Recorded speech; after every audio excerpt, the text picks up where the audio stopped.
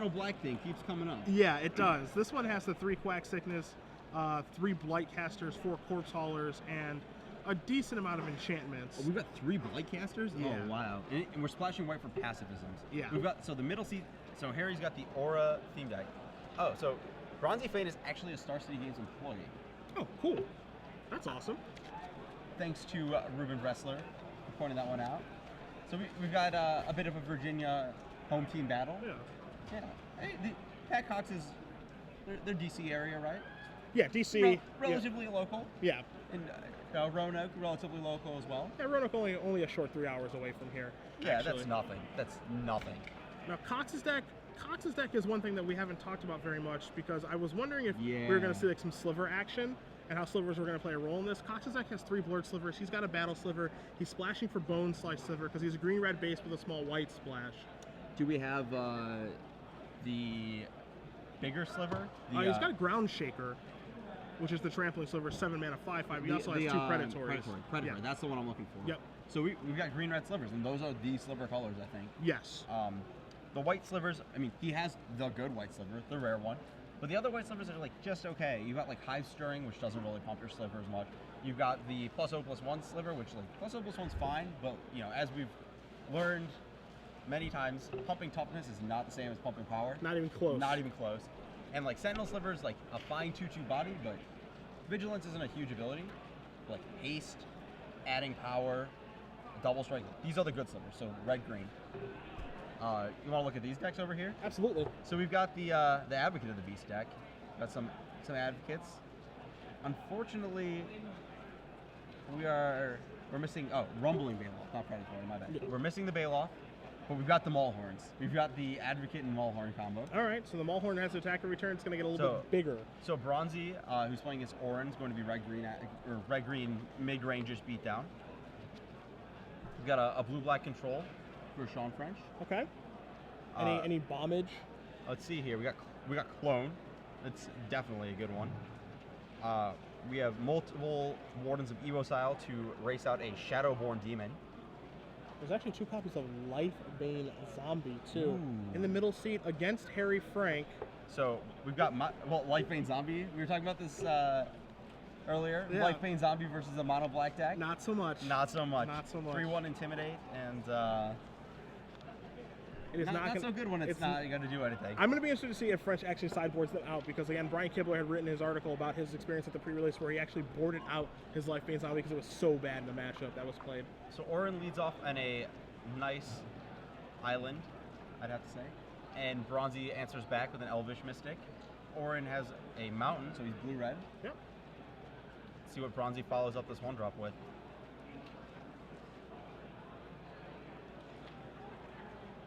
So we see Elvish Mystic here, and then Bronzy tapping 3, and here comes a Fire Shrieker. So he's going to get equipment on the board right away. We'll see if it's going to get equipped next turn or not, but getting that deployed early is certainly okay because if you play and equip it in the same turn, that's a really heavy mana investment. Yeah. It's a card that I'm interested to see how good it actually is. Yeah, me too. It feels like it's kind of thrown in to this format, like, you know, this random equipment that has just been tossed in is Fire Shrieker. There's not a lot of trample guys, so that's one thing, but I'm just interested. That's all I can say. Yeah, I feel the same way, actually. Red-green might not be the best color combo for it. It might be better on like a Nightwing Shade or a Cursed Spirit, but, you know, red-green also is the biggest guy, so it could go either way. It's like Orange considering his options. He has a Dispersed in his hand that I saw, likely not to play. Let's see, we got a Scroll Thief. That's a card that I miss. I missed the +2/+0 aura from the last set. Tricks of the Trade? Way of the Thief, okay. Or is that Way of the... in the previous format, yeah, M13 was Tricks of the Trade, yeah. Wait, yeah. Okay, so we're moving along here. No 4-drop for Bronzy. So this Fire Shrieker is gonna be missing home, but it looks like the 4-drop might actually be deep. He does have a 4-drop. We get to watch some fun action here. I'm interested to see what's gonna happen. I mean, Scroll Thief is the most frustrating card for me, I think, that I've seen in a while because it's so enticing. Here comes a Briar Pack Alpha. It's super enticing and then like it's kind of just like decidedly mediocre. And you have to do a Yeah. lot of work to get it through. It feels like you're cycling all your cards away when you're hitting them with it. Yeah, and you see a disperse is going to bounce the Briar Pack off it so the scroll thief doesn't die. But you know, how good of a disperse was that? Because yes, Orin gets a new card, but he had to use a disperse to do that. So he's like trading his resources, you said, to be able to get that thing through. Something interesting is that Bronzy could have blocked and pumped his Mystic and exposed himself to a cancel. That's just a line that existed. You know, he It's could true. have played around Disperse, lost to a cancel or a Essence Scatter. Yep. It was probably the right play to not lose to Counterspell or Thunderstrike. But, you know, there are options, because now that he knows about Disperse, he can opt to do things differently in the future. So it looks like he has... I saw Chandra's Outrage in his hand. Yeah, that's the card that's in his front, right? That's to his front. Again, we know about the Briar Pack Alpha in his hand. It looks like he may have a Pitchburn Devils in there as well. So he has he's got some options here. Let's see. He could also just have the Alpha, but we kind of know about that. Looks like we're having a Ask the Audience going on over here. He's using one of his lifelines. Teammates, yeah. Fortunately for him, there's a very large number of lifelines in Team Seal. You know, the thing about, and the other thing about Scroll Thief on the opposing side, too, is that it's this card that immediately changes the way that you play the game as a player, because like you don't ever want to get hit by Scroll Thief because you don't want to give the opponent an extra card. Yeah, you don't ever want to give an extra card, so like you go out of your way to make sure that they can't hit you with it. But is it worth going through all this work to make sure that you can't get hit with it? So we've got Orin, Phantom Thieves, knows about the Alpha, no attacks. Bronzy just has the Alpha and a Mystic to clog up the board some more. Looks like he's got a lot of red spells going on over there. Yeah, I mean, he just drew Shock for the turn. Shock is a clean answer to that Phantom Warrior, making sure that thing doesn't get out of control at all. And, you know, playing the 3/3 Briar Pack off at the end of turn there might kind of seem inconsequential, but, you know, getting that into play makes it so he can actually start attacking. Now, is that the best use for the Alpha? That's actually the question, or do you want to use it as a combat string? Or knows about it. I don't think you can really sit around and hold up 4 mana for the rest of the game just for a +2 or a Falter guy that doesn't even block blue flyers. Okay. So, Fire Shrieking up the Alpha. Orin taking 6. We've got a lot of choices here in that hand. See a Flames of the Firebrand. Yeah, his red cards are, he has 2 Chandra Outrages, a Flames of the Firebrand, and a Shock. So as far as good red removal goes, yeah, he has it all. Let's see.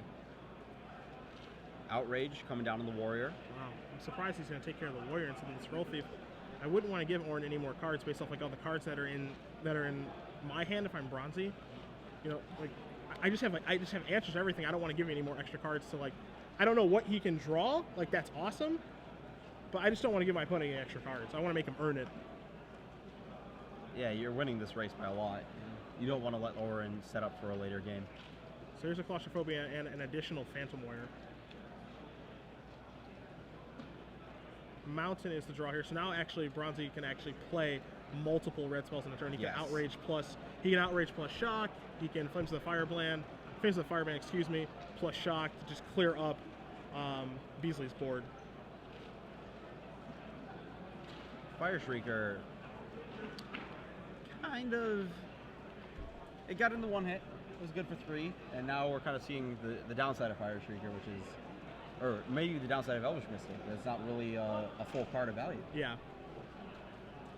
You know, we've committed a Fire Shrieker and 2 Mystics to the board. That's a lot of cards that aren't worth a card on their own. Yeah, Elvish Mystic is, again, it's interesting because like you get to ramp, as you mentioned a little bit earlier, you can play the Rumbling Bale off the turn early. You know, you can play it potentially on turn 3, get that thing out there, start giving the beatdowns. But is it worth investing a card to be able to do those things? I think that's actually like a pretty difficult question. As soon as the Firebrand takes down the Scroll Thief, Fire Shrieker is going to get moved onto the Elvish Mystic, and Fain is going to attack here with the double striking one, not going to attack the other one, of course, because Phantom Warrior, I think, wouldn't be able to block fast enough given the opportunity. Yes, tapped out. Eat that 1/1. Now, look, here's an interesting question. Flames of the Firebrand and Chandra's Outrage can both take care of the Scroll Thief. Would you prefer to use Flames of the Firebrand, which has the potential to maybe go 2 here, 1 there, 1/1, what have you, or use the Outrage to take care of the Scroll Thief? Fain was presented with both options. He chose Flames of the Firebrand. Interesting. No attack with the Mystic. I think I would use the Flames. I think that I have enough fear of Shiv and Embrace on the Warrior or something like that I'd want to be able to kill a 4 toughness guy. Okay. And again, we've talked about at length about how 4 toughness is actually a very important number in this format too. Goblin Shortcutter comes down, effectively no trigger. Yeah, just a 2-1 for 2, which is... Can't block the Phantom Warrior. Okay. Decidedly mediocre. Another Briar Pack Alpha drawn here for Fain. You can tell that his deck is good. I don't think... Is his worst card that he's played Fire Shrieker? Yeah. And that card obviously isn't bad. It's certainly contextual about how good that card can or cannot be, but he hasn't played a... No. We haven't seen a bad card from his deck yet. Not at all.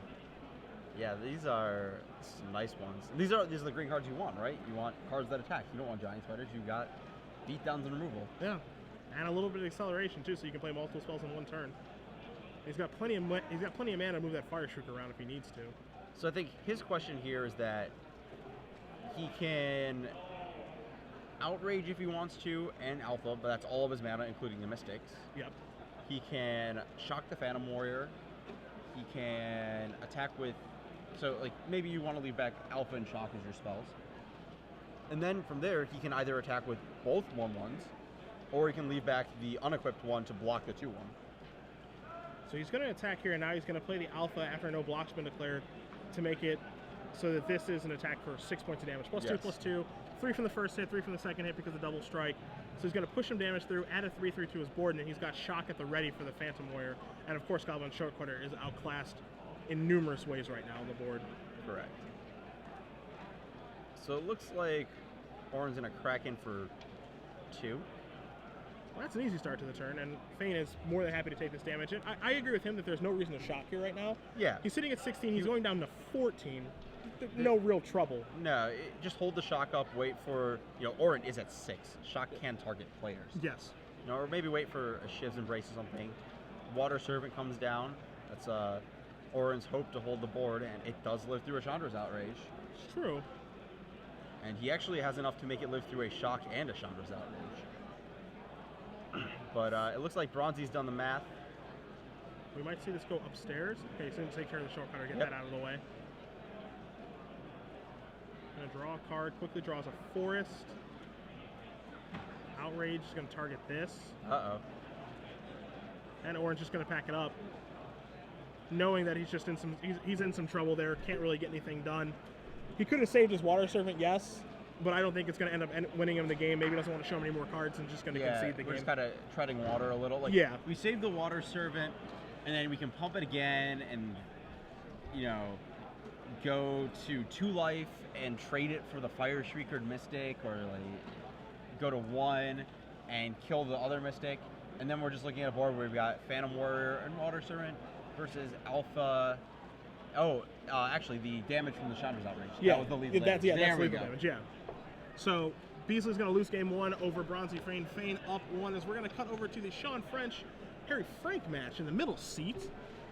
So we've already taken a look at Frank's deck list. He, again, is mono black, a common theme for the day. He's got 3 Quack Sicknesses, 3 Blight Casters, 4 Corpse Haulers, and does he have the Necromancer?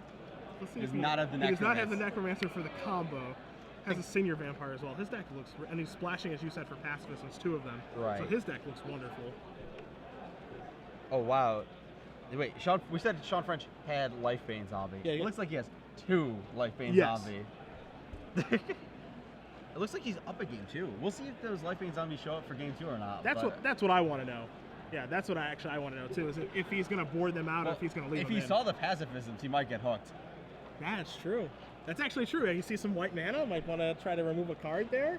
We'll find out. As you guys see on the screen, all 3 players are sideboarding right now. So whichever duo of players actually does get done, that's the first match we're going to jump to. Fain and French are both up 1. Cox is up 1 on his side. So Fain, French, and O'Quinn, currently leading in this match. We'll see who's going to finish up as players are consulting themselves on sideboarding and that sort of thing. Kind of cool that you can actually do that too. Not just consult in-game, but consult about how to sideboard based off of what you've seen with your teammates. So, interesting and very strange thing about Team Seal. That was how it works at Providence. Players can look at notes outside of games, correct? Correct. You can take any notes that you've had written before on you, and as long as you're between games, you could in sideboarding, you can look at them. You can have your teammates communicate with you at any time. So, let's say it's the draft portion, and you've got a list of what people have passed. You can pass that list folded without looking at it to whoever's in sideboarding. They can open it up, read it, fold it back up, put it in their pocket, and then tell you what they just read. You can get a little deep. You can get a little deep in Team Steel. Sometimes you can get too deep. Yeah. Which I have seen happen. Players talking about things that aren't actually in their hand, trying to trick their opponents into thinking it's there. And you do have to remember there is a time limit. Slow play warnings are a thing. Yes. So you must take actions. Yeah, and I know that was something that happened at the first when Team Steel was brought back in San Jose last year. That was something that happened quite a bit. Like a lot of matches end up going to time because players were just thinking a lot and consulting a lot.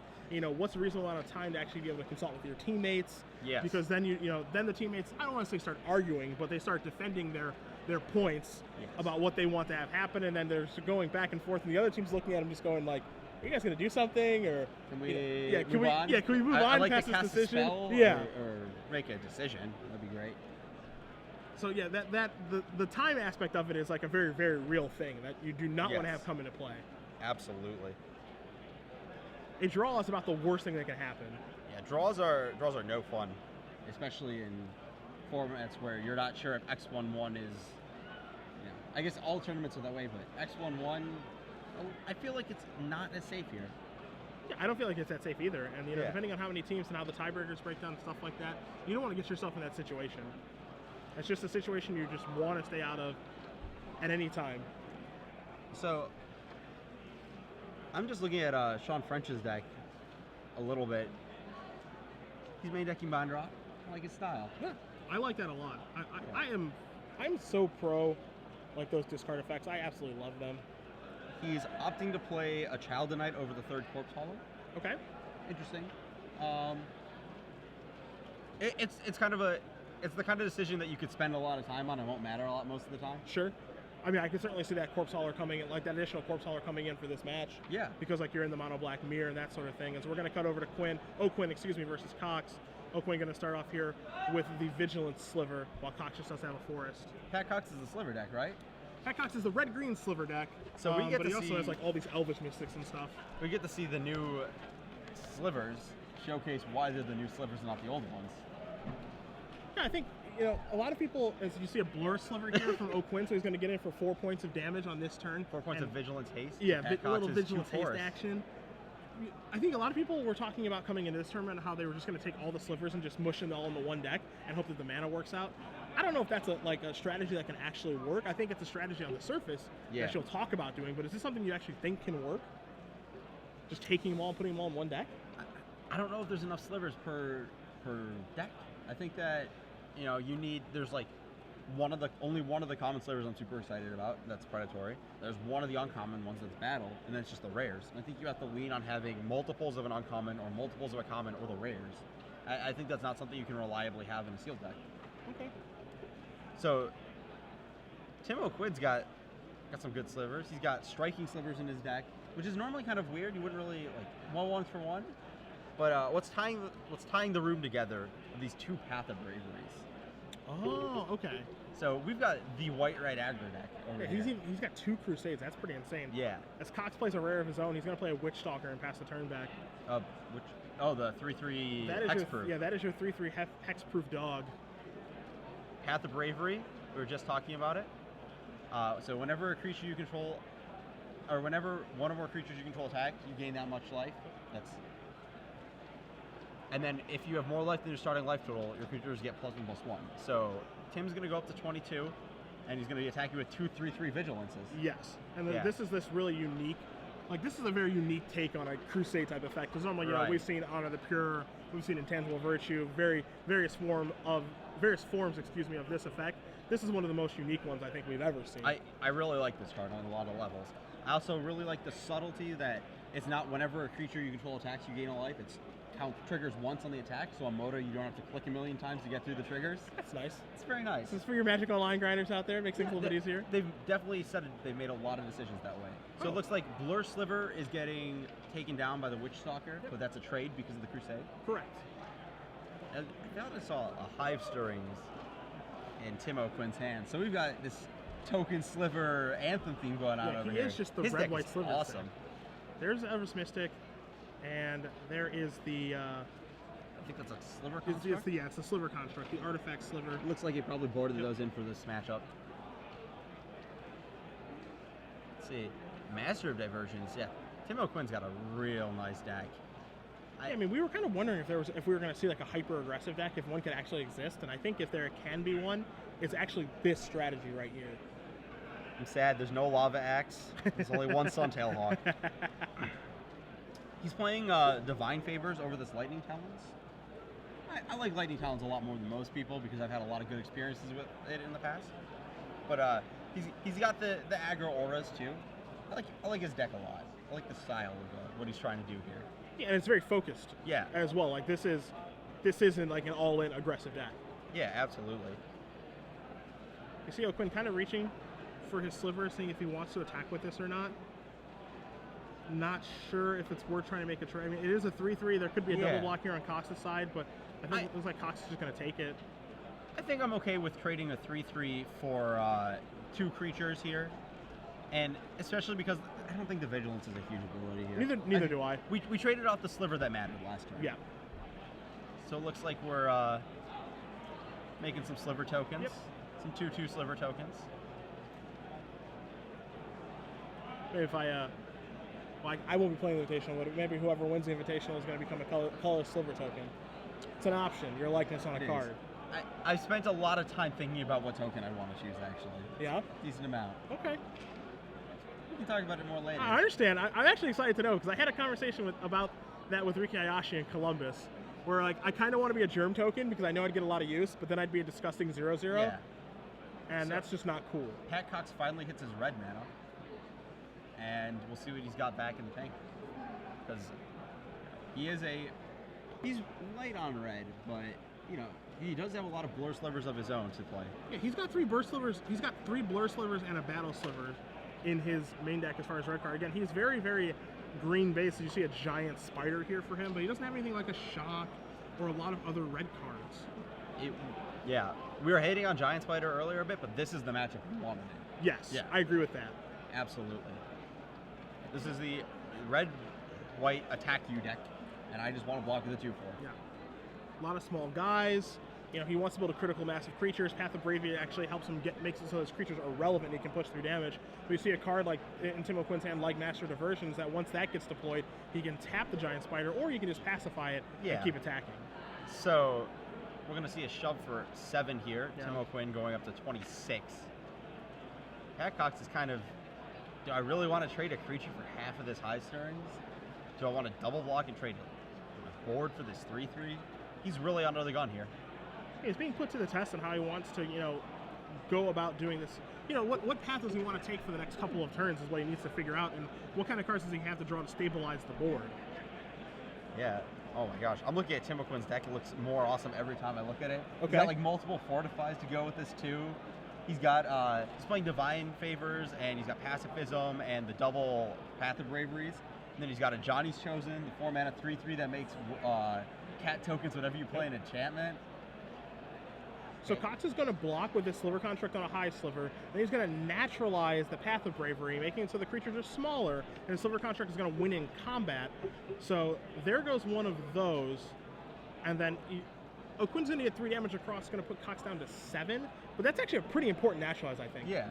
You could also have naturalized the pacifism, but I think the pump on the team, is definitely more important. It feels like that was causing a larger problem than having his 2/4, you know, being obsolete now. Absolutely. And Cox has access to 2 naturalizes in his sideboard. I'd be a little bit surprised if we board him both, but we'll get to that in a minute, because now Garrett Caller of the Beast has shown up, and we're going upstairs 4, and 5. So Briar Pack Alpha is going to come to the hand. You see O'Quinn's going to write down some cards here. A couple are going to go to the bottom. Is that a Rumbling Bailoff? Yeah, so Briar Pack Alpha and Rumbling Bailoff are going to go to the grip. Okay. Lead the Stampede here. This is a dangerous card. I played against this. I played against this Gunslinging last weekend in Roanoke when I was gunslinging at Star City Games. I did not get close to beating that card. Like, not even close. Yeah, I think this is one of the better high-cost planeswalkers. Yeah, I agree. It's not quite Karn, but Yeah, few things are, Mr. Liberated. But the Garrett Caller of Beast, it's interesting because like it doesn't make a Beast token like it normally would. It just does draw cards and it can put something into play. But this is a really powerful card where like if this thing goes unchecked for 2 or 3 turns, there's no coming back from it, provided that Cox has mana. I think we've just been spoiled on 6-drops and planeswalkers the last few years, and we're gonna look at this card pretty soon and realize that it's really good. Yeah. We're like, oh, it's not a Primeval Titan. That's terrible. It's not like a Liliana of the Veil. Gosh, what are you doing here? It's perfectly respectable as a 6-drop. We've definitely been spoiled. Definitely. Yeah. So it looks like Tim O'Quinn has the Ajani's Chosen in his hand, but he's had to curve out a little bit awkwardly and run out of his enchantments before, so he's not going to get max value out of it. But that Naturalized played a huge role in this game where like he had a very good sized army that he was forcing through damage with, and assuming that he has a card like Lava Axe or Chandra's Outrage or something to be able to get some reach and actually finish the game off. Now he doesn't have that option, and now Garrick is here to try to kind of take over the game because O'Quinn knows that the next turn Cox has a 4/4 that's going to be coming in some fashion, either hard casting it or he can put it into play via Garrick. And then he's got to try to be able to push through that. That's going to be really, really hard for him to do. Just thinking about it, Garrick's minus ability kind of reminds me of Koth. Yeah, a little bit. I agree. Yeah. I agree. As here is a Sarah Angel here for O'Quinn. So that was actually a pretty big draw for him because now he can actually get some damage done in the air. Yes. And right now we know that Cox's hand contains that Rampaging Bailoff, or excuse me, that Rumbling Bailoff. It also contains that Briar Pack Alpha, but no flying defense. So really telling, Quinn Lester attacked with the 2/2 Sentinel Sliver and the 1/1 Sliver token at Pat. Wants to get the damage. Garrick. Yep, wants to get the damage through. Yeah, so Sliver Construct traded for Vigilance Sentinel Sliver, but Pat Cox now knows that it's time to protect his face. Yeah, it's no time to protect Garrick. O'Quinn has no interest in trying to kill Garrick, which I agree with that assessment of the board. Like, he's not going to be able to beat he can't go long, basically. No, absolutely not. Even if he kills Garrick, he's down like 5 cards by that point in time. There's no way he's going to win that fight. And Pat is pretty low on life to begin with. So you see Cox shuffling through his hand, figuring out what he wants to play on this turn, how he wants to navigate these turns. Again, we're watching, a player with approach where top 8 of Star City Games Invitational win. He's a very, very skilled magician here, but he needs to figure out how to beat a Sarah Angel right now. He's looking kind of light on outs over here. His Giant Spider's in his graveyard. He has an Enlarge, but you have to set up so that he doesn't have another blocker, or you can try and race that way. And there's a Plummet that may or may not have made it in. I feel like this. We're trying to board a Naturalizes. I don't think this Plummet's going to have found room. Or this Windstorm. It's going to be difficult. Yeah, this Sarah Angel could easily take it home. Alright, so Elevator going up, you see a Blur Sliver, a Root Wall, a Forest, a Battle Sliver, and a Predatory Sliver. Alright. Okay, +1 draw 4, that's fair. and there's a bunch of slivers in there, so he can mount an offense really quickly. Yeah. The problem, O'Quinn is at 26. That was a good time for that already in play sliver to die, I think. That's crazy. Yeah. Jeez. So that Garrick hit in a big way here. Cox going to get those 4 cards, as you said. Elite the Stampede, that's going to be +4 cards. Trying to just overtake O'Quinn. That's on the high end of the distribution in Limited, I want to say. I would agree with you. As you see O'Quinn taking a look at Garrett Caller, to be saying, what does this do? No. It's drawing him a bunch of cards. That's what it's doing, Tim. Is Pat Cox playing 50? Okay. There's non-basic. He's cut down to 16 lands with 4 Elvish Mystics, so he's a little denser on creatures than he usually would be. Yeah. Pat Cox, something else cool in his deck. Mutavault Sliver. Yep. Yeah. A little small thing there. Just a little thing. He's got a Mutavault in there. Let's see. So he's got 7 to work with, so he can Battle Sliver and Predatory Sliver. He could Bailoff, Predatory Sliver. He could Root Walla and Bailoff. He's got options. All those things that you're mentioning. Don't block a Sarah Angel? Yeah. Yeah. Yeah, that's kind of the problem right now, I think. There's your Battle Sliver. Mystic gonna tap for mana. There's your Predatory Sliver. Now he's the Sliver deck right now. Yeah. Now he's showing who the Sliver deck is, just kind of a little bit late. Let's see. Tim O'Quinn draws. That looks like is that a That Fortify? does look like a Fortify. That's Fortify. I think we're gonna be looking at a lethal attacker, assuming he pulls the trigger. Attack Against with the Sarah tapped Angel. out Packox? Yeah, I mean, hey, he's got to attack the right guy. He's got to do every. It's funny in saying this, but he just has to do the right things this turn. Reed Duke is known for stone facing and making his opponents do the right things. Yeah. I bet it's won him at least one game. Yeah, shows him a Fortify. Hack it in. Pat Cox is going to read it. +2/+0. Assuming Cox is at 6, he is, so he's going to pick it up. So Tim Quinn is going to win game number 2, even it up here against Pat Cox. Draw 6 cards with Garrick. Doesn't matter if they don't come into play. That is true. Yeah. You can't convert those resources. Doesn't matter how many cards you draw. And as you mentioned, you take a look at the deck list. His answers to flyers for Cox are he's super light on answers. Yeah. He doesn't really have much. It's basically a plummet. Yeah, I wouldn't be surprised to see that come in now at all either. Oh, absolutely. Die do it once, never gonna happen again. Yeah, I would not be surprised to see that come in again. And his Giant Spider, for all intents and purposes, that card doesn't even beat Sarah Angel. It's No, just not gonna even. it's gonna take something to beat it. He's got a Briar Pack Alpha, but that's really it on the pump side. He's got Troll Hides he can suit up with, but he's gonna have to do work if that's how he's gonna beat it. Yeah. It's kind of cool that like he could be like, oh yeah, now I want Plummet. Like Tim could have Shiv's Embrace. He could have Charging Griffin. Tim's just got a Sarah Angel, so there's a good chance if he That's forces a the Plummet, it's just flyer? gonna be nothing. Yeah. That's insane. Oh, Sundale Long. Okay, yeah, sure. Shoot that bad boy down. Great job. As we'll cut over to the other match here, Sean French, Harry Frank. Again, Harry Frank with the mono black deck, French with a basically mono black deck, very, very close, but not exactly mono black, and does have 2 Lifebane zombies in his main deck, but we're in a sideboarded game, so we'll see if he did sideboard those out or not. That's the demon, right? The Shadowborn demon? It is the Shadowborn demon. Alright, so Corpse Hauler is getting sacrificed, bringing something back. French has a clone in play, and we're going to figure out what that clone is for you guys. Looks like Corrupt. Sean has the Corrupt today against the mono black deck to take down the Nightwing Shade. It's a Corrupt for 6. So bye-bye goes Nightshade. Bye-bye goes the Nightwing Shade, and up goes French's life total. Yeah.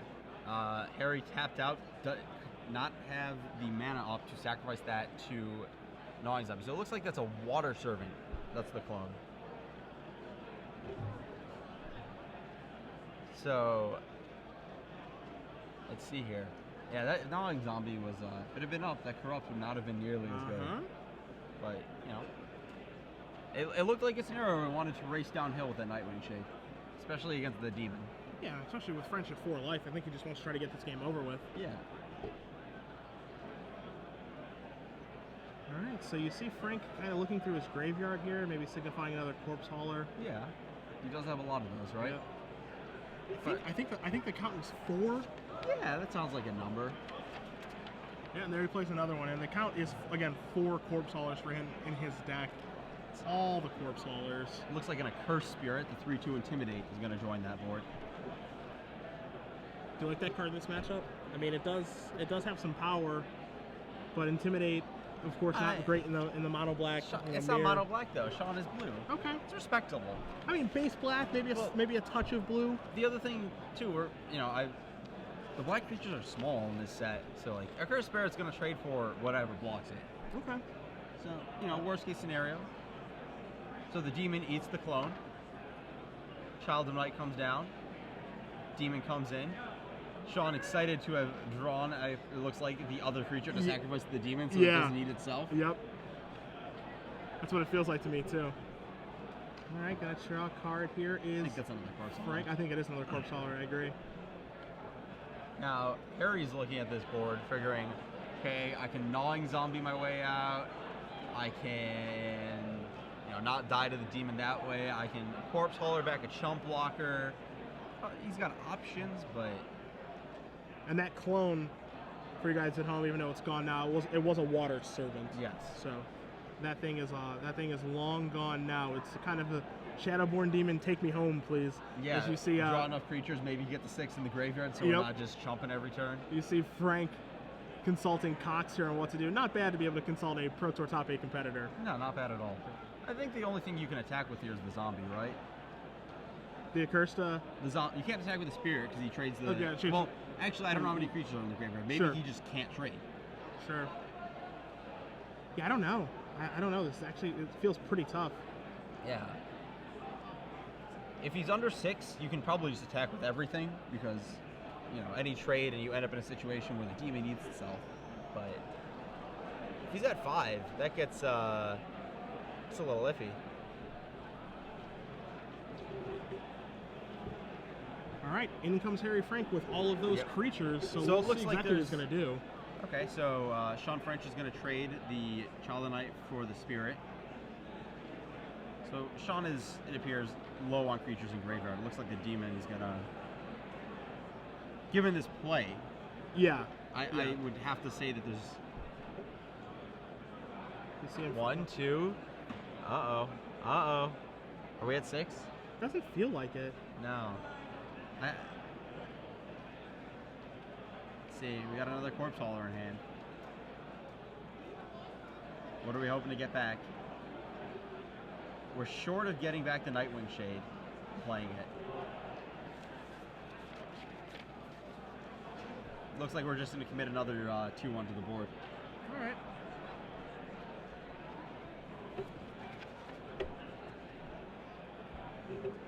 All right, so there goes the Shadowborn Demon. French draws a card. He draws a.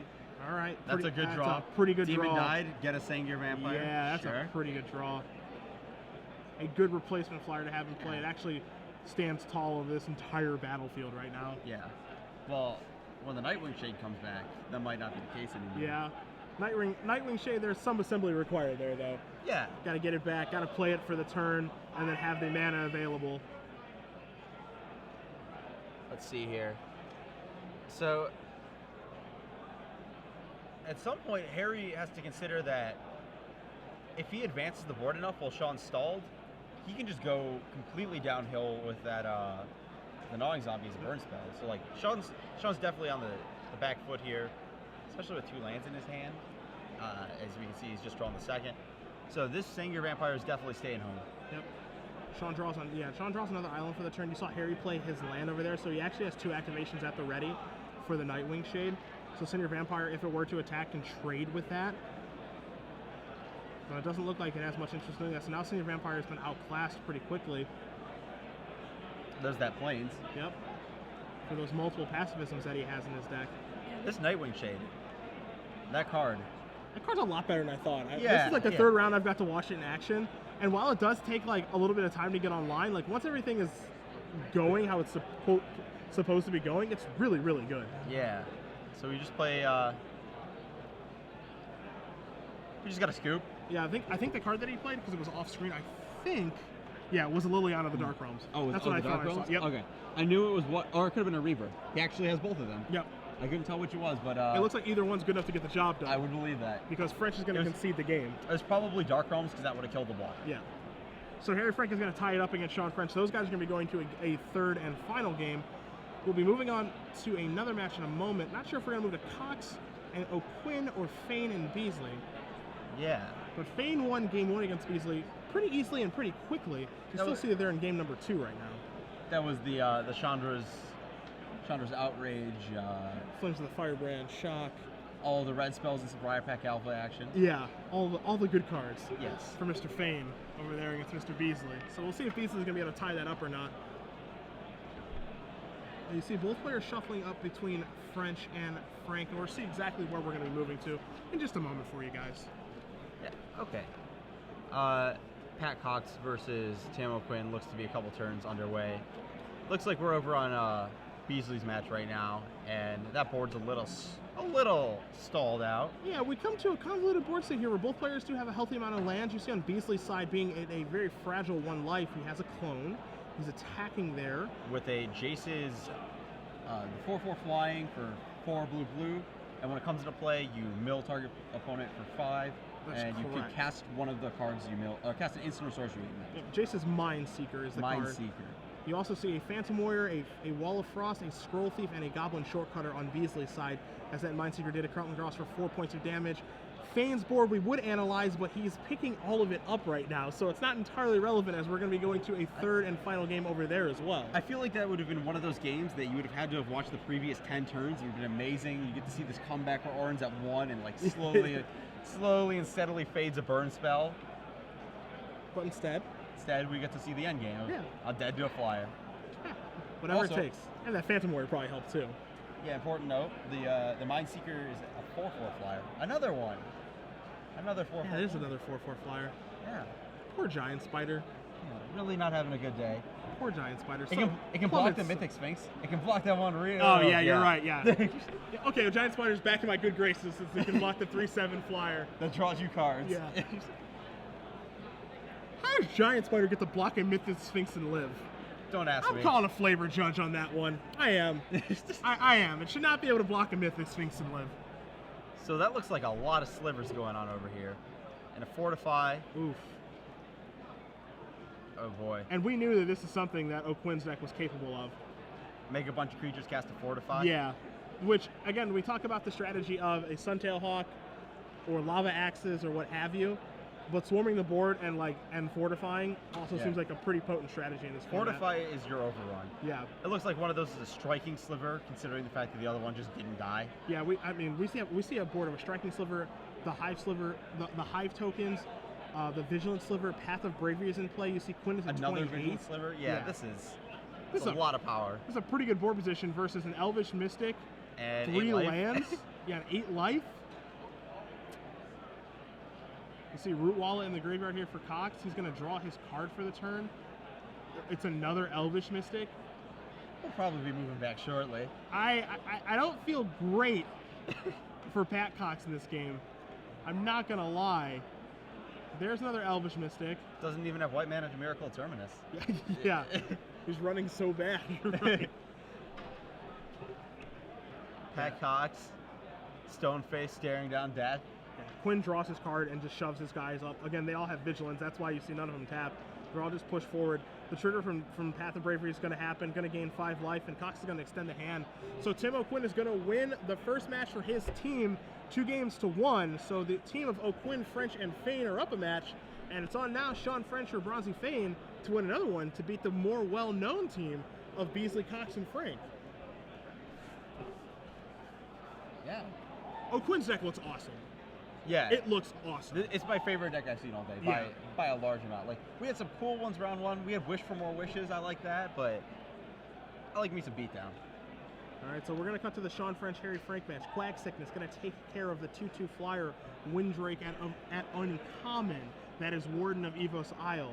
You see all the swamps there for Harry Frank. His deck, again, base black with a little bit of red, with a little bit of white for pacifism, as French is going to play a Corpse Hauler and pass the turn back. And French without very many swamps this game. You saw last game he had Corrupt for 6. You see 3 islands and just 1 swamp for him this game. There also appears to be a Quag Sickness in his hand, Ugh. crowding at this one swamp. Yeah, no kidding. Sean. It's a 2/1. Harry's got a 4/4 Sengir Vampire. And you see Cox helping Harry Frank out this game. Again, this is one of the benefits of Team Sealed is that your teammates can't help you. He's got a Pro Tour Top 8 competitor, Invitational winner in his ear, helping him out this game. Here we get to go. Air Servant versus other Yep. 4/4 Flyers. See who wins. Air Servant looking to dominate. I think there's a Quag Sickness over there in Yeah. Harry Frank's hand. Gonna take Even care then, of we that Air can Servant. rebuy it. It might be a little slow, but we have the technology. That's true. In comes Senior Vampire. No blocks there from Sean French. Why would he? And especially because he has a Ring Flesh in his hand, so he knows that Harry could easily just have the same thing and blow him out. Liliana's Reaver. And a Corpse Hauler as well. Yep. Uses all of his mana. Super efficient. Going to pass the turn back. French going to untap. He's going to draw. He finds a swamp, puts it directly into play. You see Lethargy of Blood in his hand. Yeah. So Ring Flesh the Corpse Hauler. Mm-hmm. No raised deading over here. Lethargy of Blood this, and is this gonna? Oh my goodness, and a Oh my gosh. That turn is insane. Is the Reaver dead? Yeah, Quack Sickness is for 2. For 3. Or for 3, yeah. Yeah, that turn. The Reaver's a 4/3. Yeah, Okay. that turn's unbelievable. Yeah, that was pretty good. That's 3 spells in 1 turn. Kill your entire board. Pass the turn back. There's a Blightcaster. There's a Pacifism. Okay. Right back at ya. Yeah, right back at you. Blightcaster, then the Pacifism. -2/-2 trigger is going to take care of the Corpse Hauler. Air Servant can't attack, but this is something that we talked about a little bit as well. In that, yeah, it's in theory it's dead, but it's not actually dead. If Frank does play a flyer. Yeah. So Sean has no play, but Harry's got bash for 2 and play a Gnawing Zombie. Yeah. So not a bad turn at all. So now Sean is underneath the gun a little bit here. Here's a water. Is that a Water Servant? Yes, it that is. All right. So he's going to play that and pass the turn back. So it looks like for the moment, Frank is going to have a difficult time attacking now. Water Servant's pretty good at doing anything it wants on the ground. Yes. Dominates grounds. Frank draws his card. He's going to play another Blightcaster. So if an enchantment does show up, it's going to be pretty darn good now, as French is going to draw his card. We'll see what he's going to find. He does have 2 spells in his hand, and one of them looks like a Lethargy of Blood. Open players, that is time on the round. Active Not player especially the initial great spot to round, cast you it. may play 5 Yeah, it's not extra it's not ideal right now. You know, there isn't anything that he wants to really play right now, as we are currently being informed right now that Orin Beasley is taking a mulligan down to 4 against Bronzy Fain. So, Sean French, Harry Frank, it looks like it may be on you to win this match.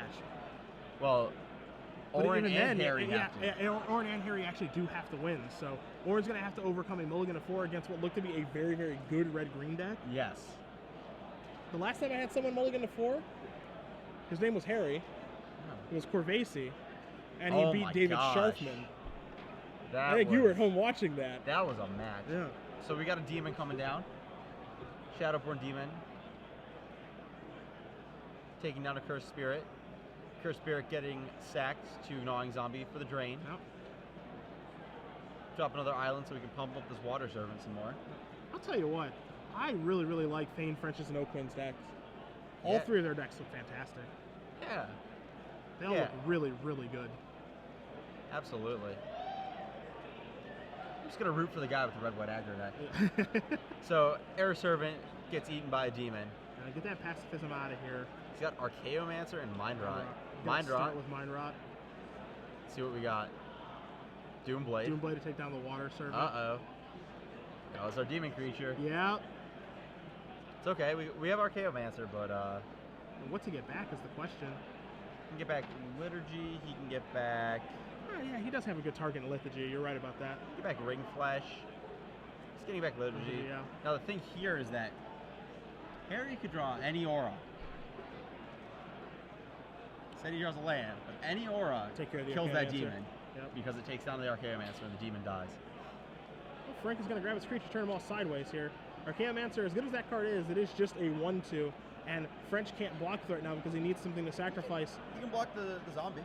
Okay, I guess that's true. Helps not to. Doesn't want to lose his demon to Ring Flesh. Though interestingly, like Sean, this is a race where I think Sean loses. I think that the Gnawing Zombie is enough for him to win. Now at 8, facing down 5 power. The demon has to get in 3 hits. I don't think this demon's winning this race at all. Counting creatures in graveyard here. Looks like his hand has landed a removal spell. Yeah. I think I'm with you here, where we're going to see, it looks like he's going to cast his Lethargy, other card being a Swamp in his hand. Even with Gonna the target a Liturgy, I don't think he Blightcaster. wins this race. Yeah, I don't think so either. And you see he has to pass the turn back, he can't attack. Yep. Gets drained for 1, too. Gnawing Zombie doing his job. It's kind of like a blood artist. Yeah, in a sort of way it is. And it's as there goes the demon. French draws an island. Gnawing Zombie, a pretty underrated card. It looked pretty good every time I've seen it so far. Yeah. Sean dropping to 4. Follow up. Another Corpse Hauler.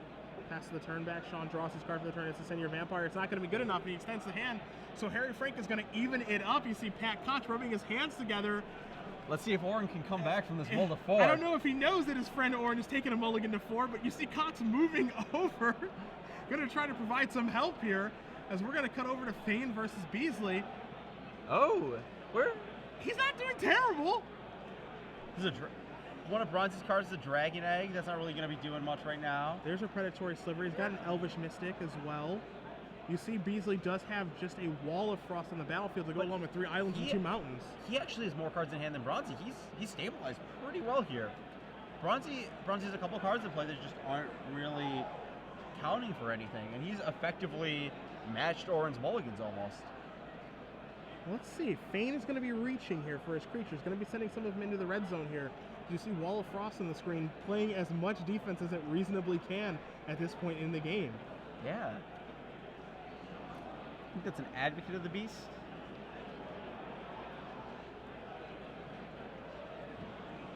So what is Beasley going to do here? How does he want to block? Does he have anything like a Sea Skite in his hand? Again, Fain with just 1 card left in his hand.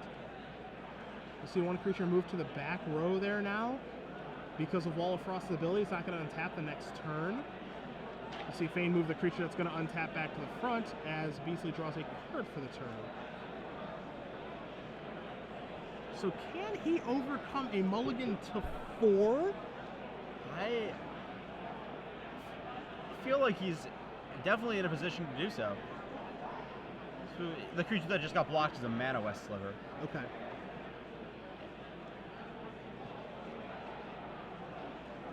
Okay. So you see teammates helping her. Chandra's Outrage right now. Outrage takes down the Predatory Sliver. That's pumping up the slivers in play. So Fain's going to untap. He's going to draw. He finds An Outrage of his own. Outrage of his own and a Fire Shrieker in his hand. You see Sean French's finger coming in, pointing out what to do. Quickly going to tap that creature again due to Wall of Frost. That's not going to tap this turn. Next turn for Bronzy. Is there a second red mana for that that Outrage? Doesn't look like it. If that Mana West Sliver is tapped, I don't think so. And there aren't any other slivers in play there for Fain either, so no additional red mana. Unless that middle thing's a construct. Looks like 2 Advocate of the Beast, an Elvish Mystic, and a Dragon's Egg to me. That's what it looks like as well. So now they're trying to figure out what should we do with Fire Shrieker because we can't cast other cards. So do we want to equip Fire Shrieker, or do we want to just attack with all of our creatures? 2 Advocates going to come in.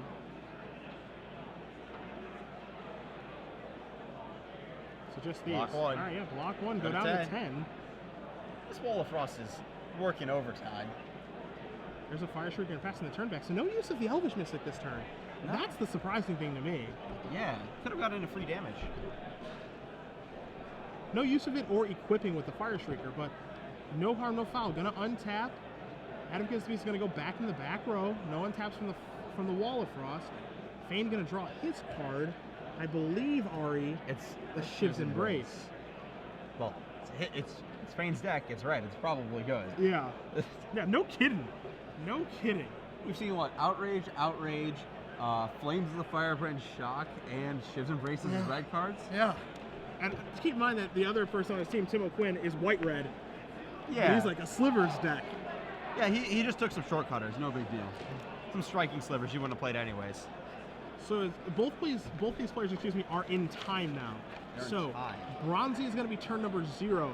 Beasley's going to have turns 1, 3, and 5. Fain turns 0, 2, and 4. Disperse is going to bounce that. What a gigantic beating. So there goes the Shiv's Embrace. His Fire Shrieker equip was his turn as well, so nothing gets done this turn for Fain. That might be enough for Oren to turn this Molda 4 not into a victory. But into a draw. Yeah, that's, I would accept that from this board state. Looks like Oren's got his own Shiv's Embrace, just hanging out, looking at that wall, feeling sad. I think the draw this turn was a Scroll Thief. I think that might be. It's opportunity. That's an opportunity. Okay. So draw 4. So now Beasley, I think, might be hoping he wishes there was more time because now he's just resolved an opportunity. He plays an island. He's going to pass the turn back. So turn 2 will be for Fain. You see a forest there. He's going to rearrange everything. Plays that forest. We know he has the outrage. He's got to start pushing in some damage here. Yeah, he needs to. Interestingly, he can outrage his own Dragon's Egg. That's a line. That is a line. Seeing a different angle. I don't hate that at all. Yeah. Will he see that line is the question. He can like Fire Shriek his Mystic, shove for 2, kill his own egg, get a dragon. That might be a way to victory, especially with the Fire Shrieker. I actually think that is the line I would take. It's a complicated one. I'll be interested to see if he can see it or not. Looks like he doesn't. Yeah, it looks like he doesn't see that. Yeah. Let me just double check real fast. I'm pretty sure Chandra's Outrage is not limited to opponent's control, right? I'm pretty sure you're right. We can certainly get it up on the screen for you guys as well. And we will be checking. Yeah, deals 4 damage to start creatures. Yeah, so we would have to take 2, oh darn, to try to win the game. Yeah, it would be exactly lethal in 1 turn if Warren didn't have a flying blocker. Okay. He sees half of it. So he's going to outrage his Dragon's Egg to put a 2/2 into play. Right. Then we can Fire Shrieker that. And so does this mean that he needs to peel a mountain to win? Or at least try to win? Yes. Draws a card. It's a red spell. Is that another Shiv's Embrace? Let's see. The answer is that's a possibility. It's turn 4. This is his last turn to attack. That looks like 1 short of lethal. Oh Is it? Or my. actually, yeah, Shiv's Embrace costs a red, so he has to tap the Mana West Sliver. So, yep, he's gonna come up short. Oh, these guys are moving. These guys are moving their mana around a lot. It looks like they might see something that maybe we don't. I don't know. Oh, we can give a different creature flying. There we go. Yeah. Not the dragon. That's lethal. So let's see. We Fire Shrieker up the Advocate that's been Shiv's Embraced. 8+2. I was busy thinking about the pumps and the Equip dragon. here, attack there. No, he wants to equip here. Okay. You see him moving really, really quick here, thinking that he might have the win, but he's not entirely sure. Uh-oh. Are we going to be committed to that equip? I don't know. Oh, no. Oh no. So I think we are. Oh, my goodness. So I think he's committed to that equip. I think And we we- misclicked to the draw. Yeah, and because he's committed to that equip instead of on the Shiv's Embrace creature, it's going to make it so the attack is for 8 and not 10. And ends up not being lethal, so... Wow. So because of that mis-equip by Fain, Beasley, Frank, and Cox are going to come out of this match with a draw After instead of that. a loss. After that Molda After that mull to 4, unbelievable. Where Fain got so excited and so ahead of himself, where if he just takes a step back in that situation, realizes that he just needs to equip the Fire Shrieker on the Shiv's Embrace